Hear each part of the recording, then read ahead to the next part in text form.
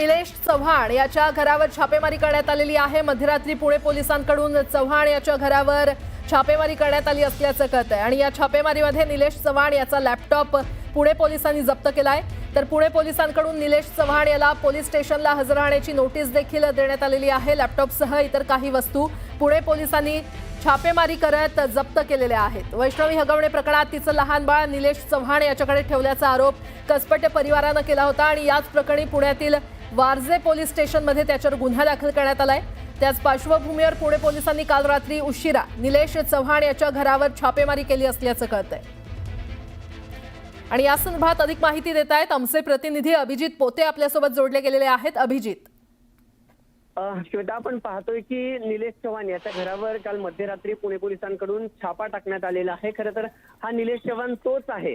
कसपटे परिवार जे आहे वैष्णवी हगवणे प्रकरणातलं, त्या कसपटे परिवारांनी आरोप असा केला होता की जो बाळ आहे वैष्णवी हगवणेचं त्याच्याकडे निलेश चव्हाणकडे 2 दिवस त्या बाळाला ठेवण्यात आलं होतं आणि आम्ही ज्यावेळेस बाळाचा ताबा मागायला गेलो त्यावेळेस या निलेश चव्हाण बंदुकीचा धाक जो आहे तो आम्हाला दाखवला होता आणि बंदुकीचा धाक दाखवत आम्हाला धमकवल्याचा आरोप या कसपटे परिवाराने केला होता। आणि त्यानंतर या चव्हाणवर, जो निलेश चव्हाण आहे हा हगवणे कुटुंबाच्या जवळचा आहे असं मानलं जातं आणि त्याच्यावर वारजे पोलीस स्टेशनमध्ये गुन्हा जो आहे तो दाखल करण्यात आला होता आर्म्स ऍक्ट अंतर्गत। आणि त्याच पार्श्वभूमीवर पुणे पोलिसांनी जे आहे ते काल रात्री त्याच्या कर्वेनगरच्या राहत्या घरी छापेमारी केलेली आहे आणि या छापेमारीत निलेश चव्हाणचा जो लॅपटॉप आहे, लॅपटॉपसह इतर काही गॅजेट्स जे आहेत ते पुणे पोलिसांना मिळून आलेले आहेत। त्यासह खरं तर अजूनही निलेश चव्हाण फरार आहे, अजूनपर्यंत पोलिसांच्या समोर आलेला नाही आणि त्याच पार्श्वभूमीवर चव्हाण याच्या कुटुंबाला एक नोटीस पुणे पोलिसांकडून देण्यात आलेली आहे। लवकरात लवकर पोलीस स्टेशनला हजर राहा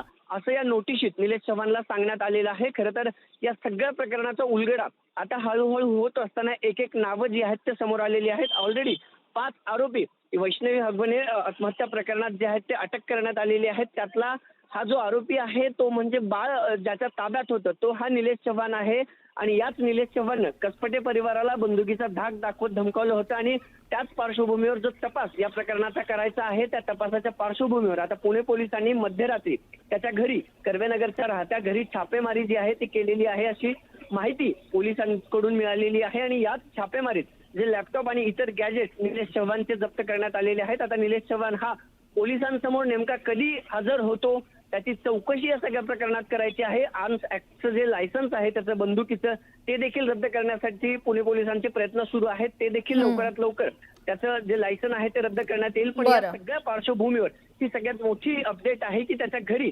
मध्यरात्री पुणे पोलिसांकडून छापेमारी करण्यात आली आहे। श्वेता, ठीक आहे वैभव, अपडेट घेत राहू। तुर्तास धन्यवाद या सविस्तर माहितीसाठी।